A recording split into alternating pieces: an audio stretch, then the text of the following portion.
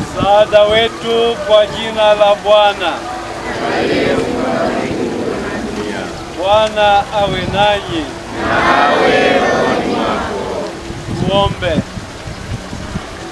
Mungu, umewasukuma watakatifu Gaspari, Melkiori na Baltazari waongozwe na nyota wakamwabudu Kristu mwanao, na kuomba utuvute sisi pia kwa mwanao tumwabudu katika imani safi, katika hekima na ukweli.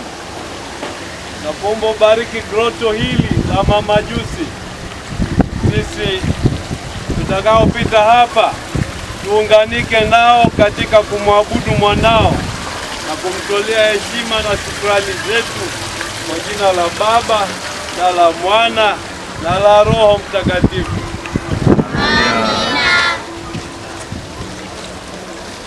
Naam, mtazamaji mpendwa wa Mfilipi Media Injili kwa wote, Mwashamba Askofu Mkuu Yuda Thaddeus Ruwaichi anazindua gloto la mamajusi katika parokia ya Epifania, ikiwa ni Dominika ya Epifania katika Jimbo Kuu Katoliki la Dar es Salaam, katika parokia hii ya Epifania Kijichi.